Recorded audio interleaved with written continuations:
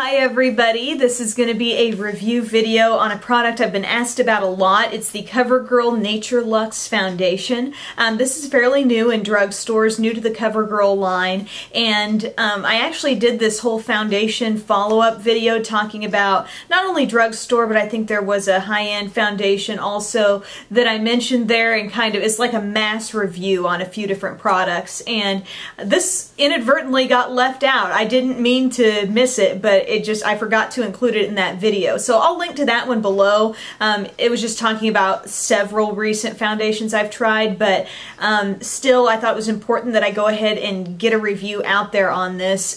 Basically this product is CoverGirl NatureLuxe Liquid Silk Foundation. So when you hear that in the title, doesn't that give you high hopes for how this is going to smooth on? For me, I pictured it being just kind of like a velvety smooth texture on the skin when you put it on, and you know what, it really did have that for me. I really thought this went on so flawlessly, so smoothly. It felt light on the skin. Here's a close look at the packaging in case you're not familiar with what you're looking for out there in stores. My shade is 340, what's that called? Maple. Okay.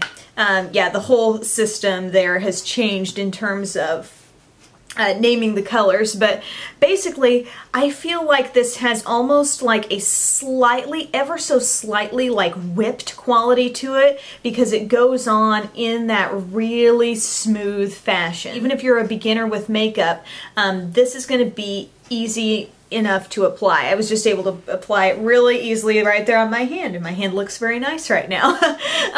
But it gives you definitely medium coverage. I didn't feel like, I mean, I've tried other foundations that are full coverage. This was not full coverage. This was a definite medium coverage foundation. It's going to even out your skin tone, but you know, there are some flaws that it might not cover, and you might need to go in with concealer definitely to take care of some of those. Sometimes when you put a foundation on, you can just stare at yourself and see the dewiness that's kind of coming off of your face from that, and this really, you know, gives you that even silky smooth but not dewy look. It does have a light scent. I know it is infused with, I believe it's cucumber water. Yes. Like the feel, like the way it goes on, think it's very easy to put on, but where I really start to get picky with foundations is how they wear, how their staying power is, because with different parts of my collection, I feel like I might get an eyeshadow that I don't think is great, or a lip gloss that I don't think is so hot, but you know, maybe if I put a nice base underneath that eyeshadow, I turn out to like that better. Or if I use with that lipstick that I don't like so much, maybe it looks great with a certain lip gloss over it. There's compensation, you know, that you can use to get more out of certain products. But with a foundation, I feel like, you know, that is the base product on your skin. It should cover well and it should last. And while this covered in a medium way, which this is not meant to be thick, heavy, you know, full coverage foundation, I don't think. Some people I've read about comparing this to a tinted moisturizer. I think it's definitely more than a tinted moisturizer, but I think it's not a full coverage foundation. But anyway, where I feel this is lacking a little bit is with the staying power. Revlon Color Stay, Rimmel Lasting Finish. I've brought these up so much, and this goes back to my early videos when I was first trying those foundations, and they stuck out to me, and they created a high standard. And even if something comes out in cute kind of green fun packaging, it's not going to change my mind if it's not better, you know what I mean? So I've got that standard there. I expect staying power with my foundation. For me, I do not have oily skin. I have combination skin, which means I can get a little oily here, here, and maybe here.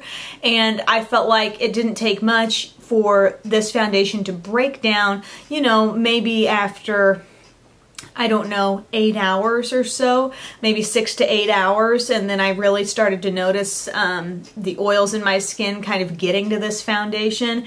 And it's nothing that can't be corrected, I guess, with maybe blotting a little powder over it and that kind of thing, but you shouldn't have to, and there are other foundations available for the same price or less that can hold up better. A couple things that kind of ticked me off about this. I felt that the price of this foundation was more than it should be. It was more than $11, right around $11.99, I think was the average price that I looked up online.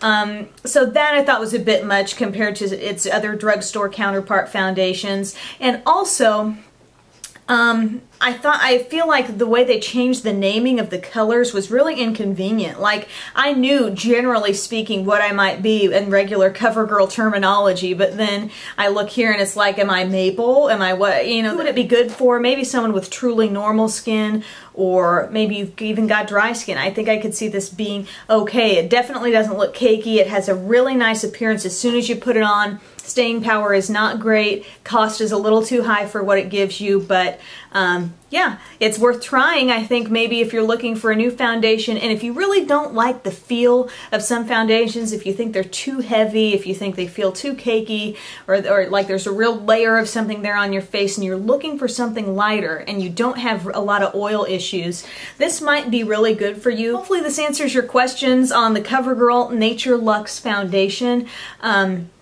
By the way, it is 1 fluid ounce in this, in case you're wondering. Thanks so much for watching, and have a great day.